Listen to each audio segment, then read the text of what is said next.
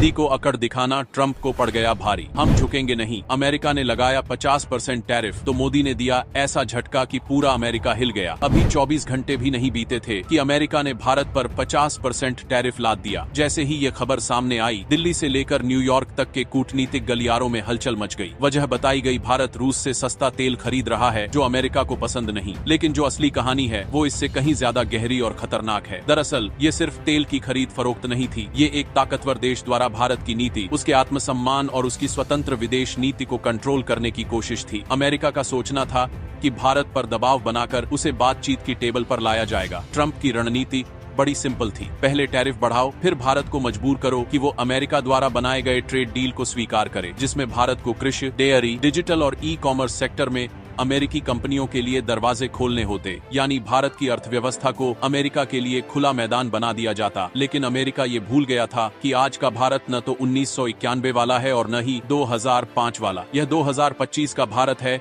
आत्मनिर्भर, रणनीतिक रूप से सशक्त और हर मोर्चे पर जवाब देने के लिए तैयार। जैसे ही टैरिफ लगा, पीएम मोदी ने बिना किसी देर किए दुनिया को स्पष्ट संकेत दिया। उन्होंने कहा कि भारत अब किसी भी दबाव के आगे नहीं झुकेगा। उनके शब्दों में आत्मविश्वास था और उनकी नीति में दूरदर्शिता। भारत ने अमेरिका से समझौता करने के बजाय रूस से तेल की खरीद और बढ़ा दी। उन्होंने साफ कर दिया कि भारत अपने हितों को सर्वोपरि रखता है, चाहे सामने ट्रंप जैसा नेता ही क्यों न हो। मोदी सरकार ने न सिर्फ रूसी तेल की खरीद जारी रखी, बल्कि जापान, फ्रांस और ईरान जैसे देशों से भी बातचीत तेज कर दी, ताकि भारत के पास ऊर्जा आपूर्ति के कई विकल्प रहें। अमेरिका की उम्मीद थी कि भारत इस दबाव में टूट जाएगा, लेकिन जो हुआ वो ट्रंप और उनके वित्त मंत्री स्कॉट बेसेंट के लिए झटका था। अमेरिकी उपभोक्ताओं को अब वही भारतीय सामान जैसे रेडीमेड कपड़े, फार्मा उत्पाद, आभूषण और इंजीनियरिंग गुड्स 50% ज्यादा महंगे मिल रहे थे। खुद अमेरिकी कंपनियां परेशान हो गईं क्योंकि उनके सप्लाई चेन में रुकावट आने लगी। देखते ही देखते महंगाई बढ़ी और मीडिया में अमेरिका की आलोचना शुरू हो गई। ट्रंप को लगा था कि भारत को टैरिफ से डराकर नीति बदलवा लेंगे, लेकिन असल में अमेरिका की ही अर्थव्यवस्था पर इसका उल्टा असर पड़ा। अमेरिका को लगा कि Bharat e commerce, digital data और एग्रीकल्चर सेक्टर में